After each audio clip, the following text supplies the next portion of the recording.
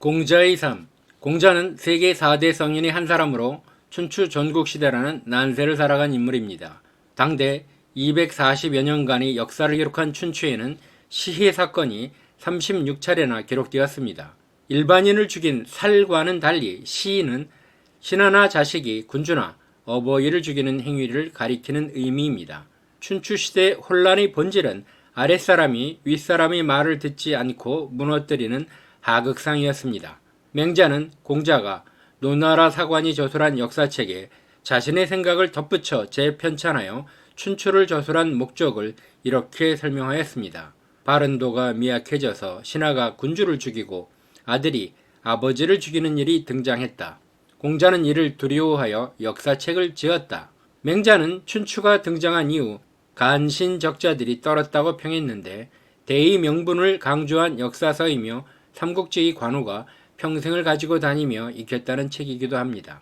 중국의 3대는 하은주 시대를 말하는데 하나라 걸왕은 미녀 말희에게 빠져 주지육림을 만들어 즐기다가 은나라의 성탕에게 나라를 빼앗겼고 은나라 주왕은 달기라는 미인에게 혹하여 포락지형을 즐기다 주나라 무왕에 의해 망국의 군주가 되었습니다. 주나라의 초기 서주 시절에는 질서가 잡히고 안정적이었으나 12대 유왕 시절 남쪽 포국을 정벌할 때 포나라에서 바친 경국지색의 미인 포사가 등장하자 반전이 일어납니다.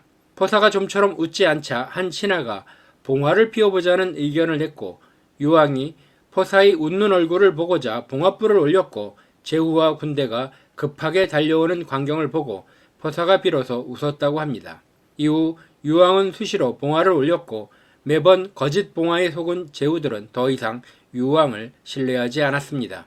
유왕이 정실 왕비와 태자를 패하고 포사와 그녀의 아들 백복으로 교체하자 장인인 신후가 격분하여 오랑캐와 연합하여 쳐들어왔을 때 유왕이 봉화를 올렸지만 제후들은 구원병을 보내지 않았습니다. 신후는 사위인 유왕을 죽이고 외손자를 왕위에 올리면서 주나라는 도읍을 동쪽 낙양으로 옮겼습니다. 이후 동주시대는 춘추시대와 전국시대로 이어졌습니다. 서주의 봉건 질서는 무너지고 춘추전국이라는 난세가 시작되었습니다. 공자는 은나라 왕실의 후손이었습니다. 아버지 숭량홀은 키가 열척이고 무예와 힘이 뛰어나 전쟁이 나가 수차례 무공을 세운 장수였습니다. 첫 번째 부인과의 사이에서는 딸 9을 낳았고 첩을보아 아들을 낳았지만 다리를 쓰지 못하는 아들이었다고 합니다. 숭량홀이 전쟁터에서 승리를 거두고 돌아오는 길에 안씨 가문에 청혼을 하였고 안씨 집안에는 딸 셋이 있었는데 그중 17세인 막내딸 안징제가 66세의 숭량홀에게 시집을 가게 되었습니다. 이듬해 아들 공자가 태어났으나 공자가 3살 때 아버지 숭량홀은 사망하였고 복잡한 가정 분쟁이 발생하자 안징제는 어린 공자와 친정으로 돌아왔습니다. 어머니 안징제는 평생 공자에게 아버지가 죽은 사실을 알려주지 않았고 대신 전쟁터에 나가 적과 싸우는 중이라고 거짓말을 했습니다.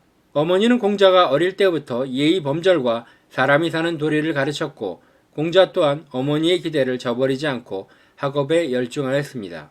공자 나이 16세의 어머니는 34세의 한창 나이에 세상을 떠났습니다. 효성이 지극한 공자는 3년 동안 상복을 입고 무덤을 지켰습니다. 일찍 돌아가신 어머니에 대한 한은 공자가 효를 춤과 더불어 최고의 덕목으로 삼는 원인이 되었습니다. 사마천의 공자세가에는 공자는 어려서부터 항상 제기를 버려놓고 예를 갖추는 놀이를 하며 놀았다고 기록하였습니다. 공자는 일정한 스승은 없지만 항상 세 사람이 길을 걸어가면 반드시 거기에 나의 스승이 있다 라고 말한 것처럼 일상의 모든 것을 통해서 배우고 익히는 청년이었습니다. 27세에 담자에게 중국 고대에 대해 배웠고 노자를 찾아가 예에 대하여 물었으며 주나라의 장홍을 찾아가 음악에 대해 배웠습니다. 공자는 15세에 학문에 대해 뜻을 세웠고 30세에 자립하였다고 회고하였는데 30살 즈음에 어느 정도 학문을 완성한 것으로 보여집니다.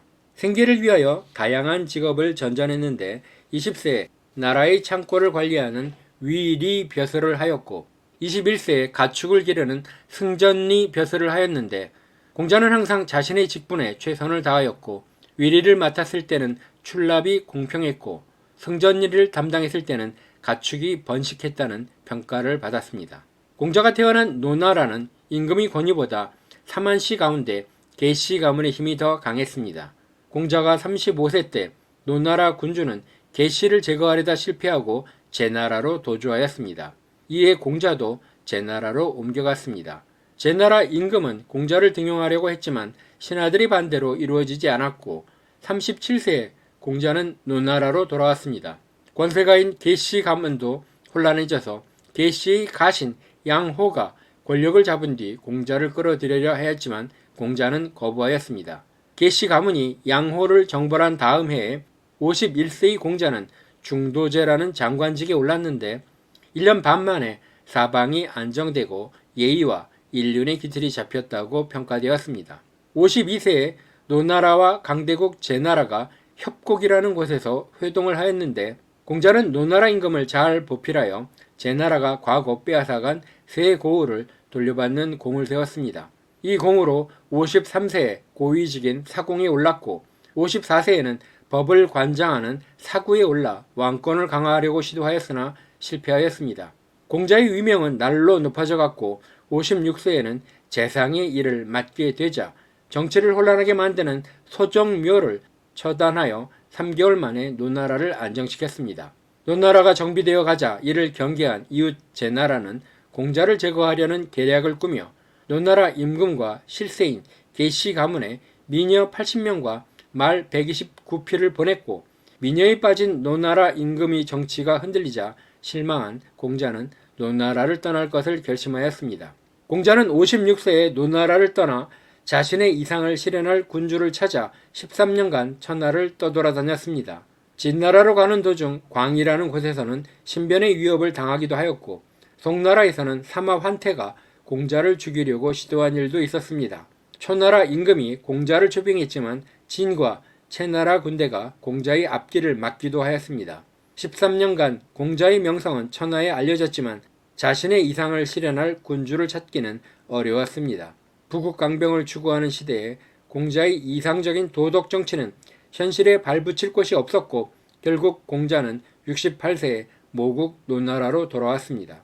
노나라 실력자 계시 가문의 초청을 받고 귀국한 공자는 자신이 꿈꾸던 이상을 후대에 전하기 위하여 제자 양성과 서적 편찬에만 전력을 기울였습니다.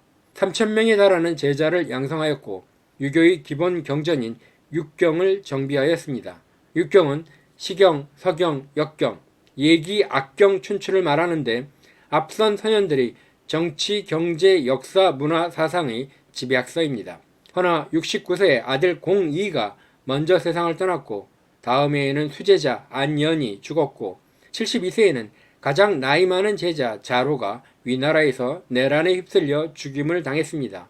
노나라 서쪽에서 기린이 잡혔다는 소식이 전해지자 상서로운 짐승인 기린이 난세에 잘못 나와 어리석은 인간들에게 잡혔다면서 공자는 잡힌 기린에 자신의 신세를 투영하며 슬퍼했습니다. 공자는 세상을 떠나기 며칠 전 자신의 죽음을 예견했습니다. 태산이 무너지려 하는가 보다, 대들보가 부러지는가 보다, 철인이 시들여 가려는가 보다 라고 지팡이를 짚고 문 앞에서 읊었다고 합니다.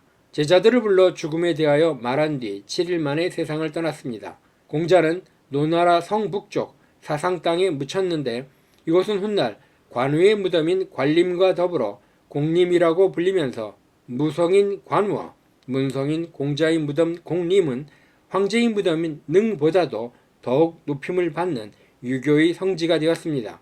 어려운 환경에서 성장했지만 공자는 동아시아 문화와 사상의 핵심 인물로 가장 많은 영향을 남겼고 중국, 조선, 월남 3국에서만 진행된 고급 관료 선발 시험인 과거제도는 공자학의 수준과 깊이를 테스트하는 절차였으며 과거시험 공부는 공자의 사상을 학습하는 과정이었습니다.